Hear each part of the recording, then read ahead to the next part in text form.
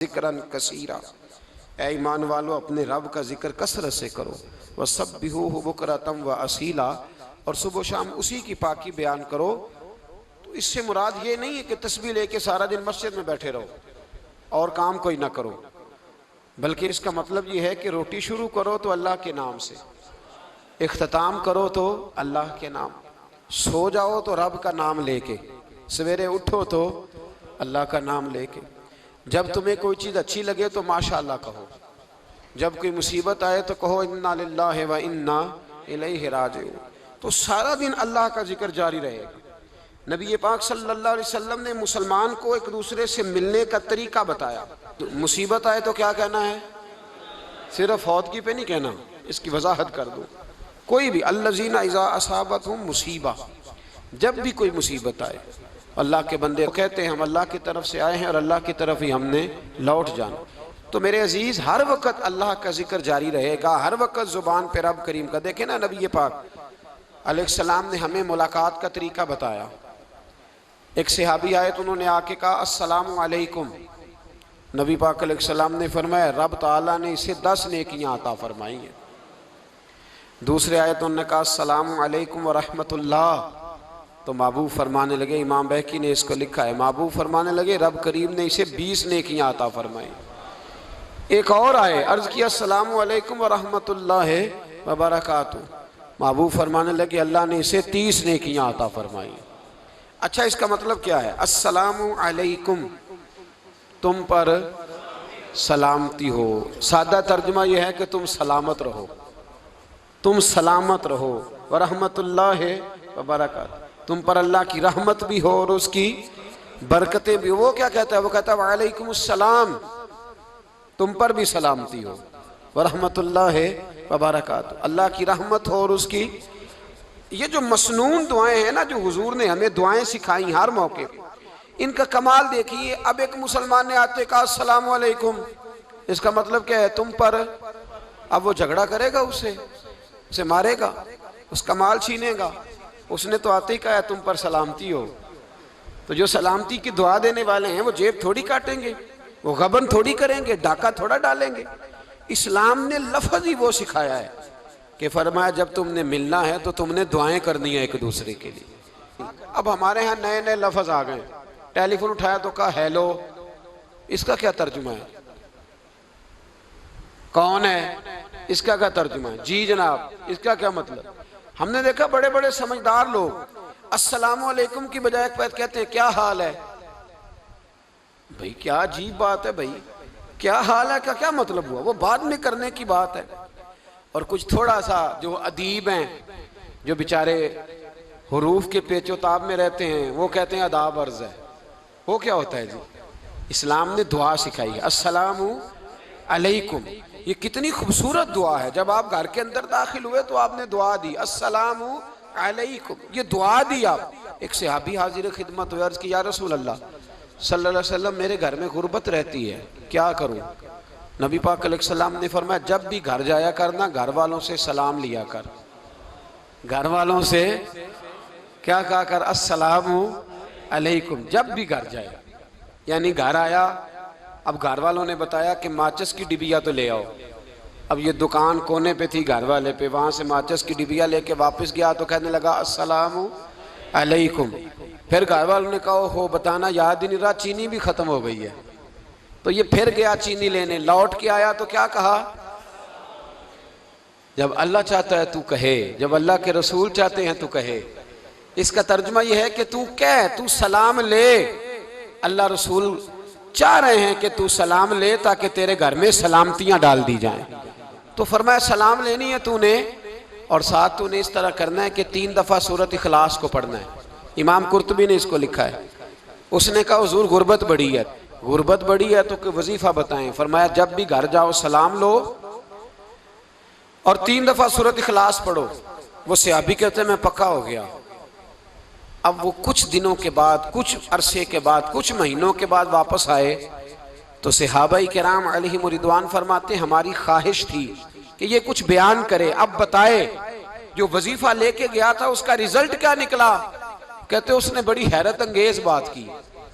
हैरत अंगेज अजीब अंदाज में। कुछ लोगों का दिल होता है ना कि मुझे मिले, मेरे पड़ोसी को ना मिले, और कुछ का दिल होता है यार मुझे भी मिला है और अल्हम्दुलिल्लाह मेरे पड़ोसी को मिला है। तो सहाबी जब हाजिर हुए तो सहाबा कहते हैं हमें तजस्सुस था कि ये कुछ बताएं। तो हुजूर ने फरमाया क्या हाल है तेरा?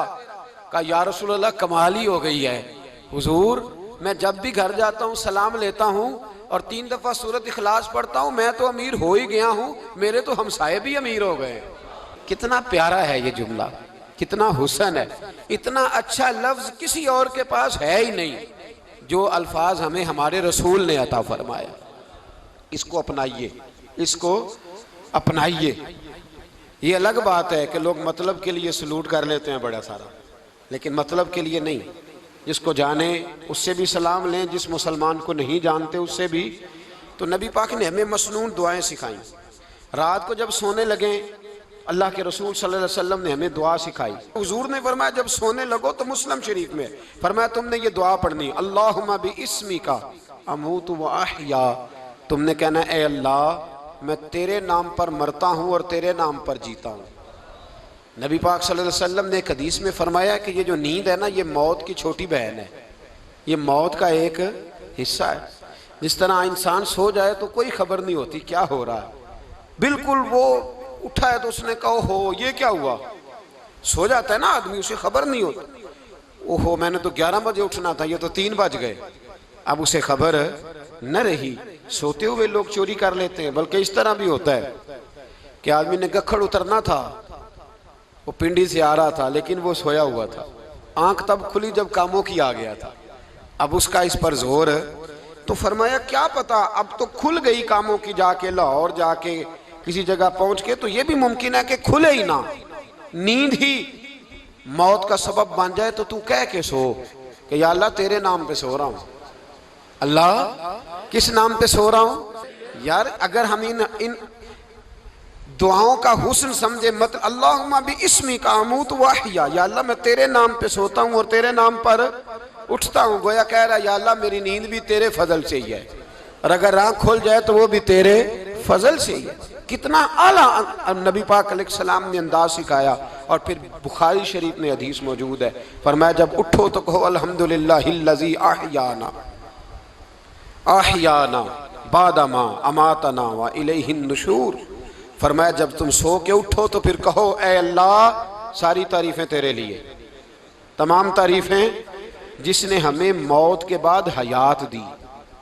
मौत के बाद फरमाया अहयाना बादमा अमातना, हमें मरने के बाद गोया अल्लाह का शुक्र अदा करके आंख खुल गई। देखिए किस तरह इस्लाम मुसलमान को अल्लाह के साथ जोड़ता है। फरमाया शुक्र कर, आंख खुल गई। कहा या अल्लाह तेरा शुक्र है तूने मौत के बाद हमें दोबारा हयात अता फरमाई, ये शुक्र अदा करो।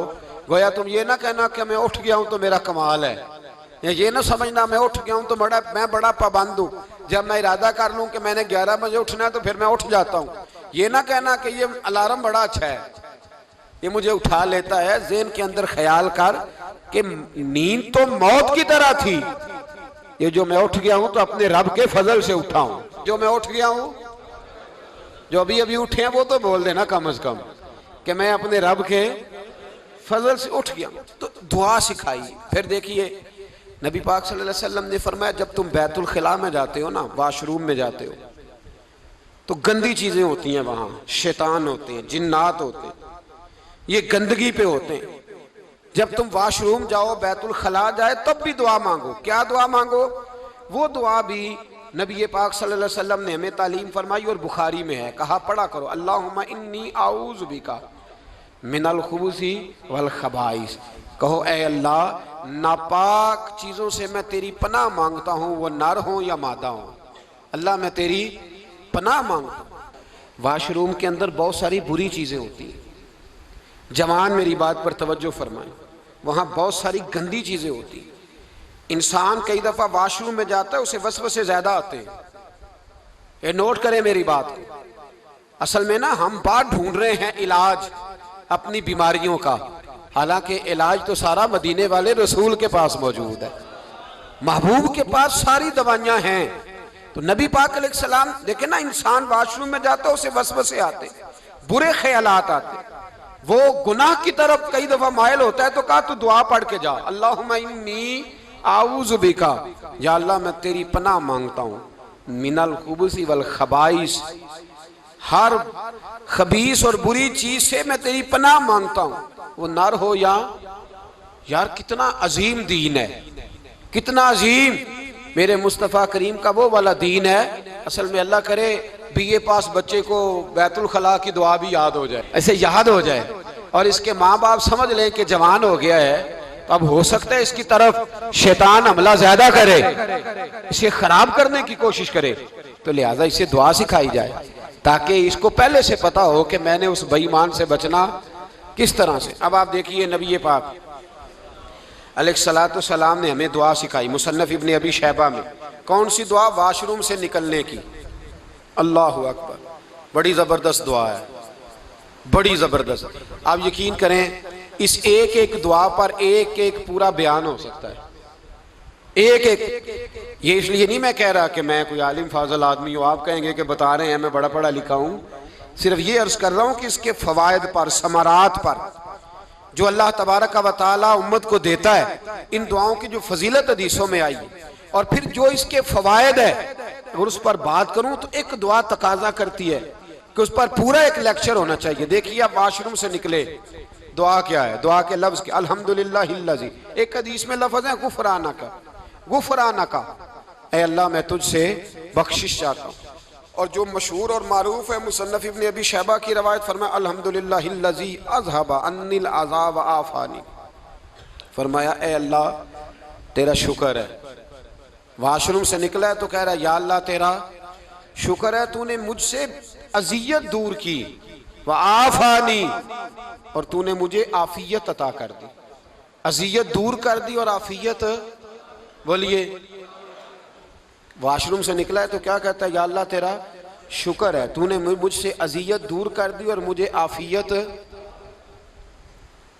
डॉक्टर, हकीम, होम्योपैथिक एक चीज पर मुत्तफिक कम होते हैं, पता है ना आपको, लेकिन इस बात पर सबका इत्तेफाक है कि अगर किसी को कब्ज हो जाए ना तो शायद 70 या 72 बीमारियां लग जाती हैं उसको।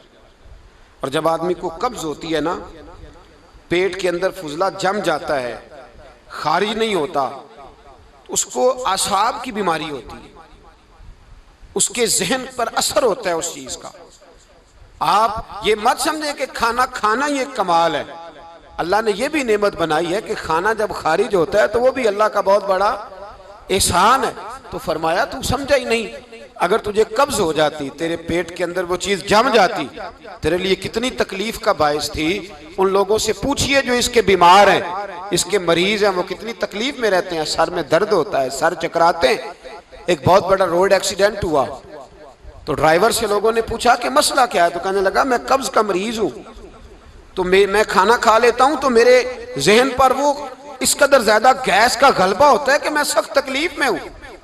नबी पाक अलैहिस्सलाम ने हमें समझाया और बताया कि समझ लो यारो, खाना खाने की नेमत तो अल्लाह ने तुम्हें अता फरमाई है, लेकिन खाना खाने के बाद उसका इखराज भी अल्लाह की बहुत बड़ी नेमत है, तो अल्लाह का शुक्र अदा करो।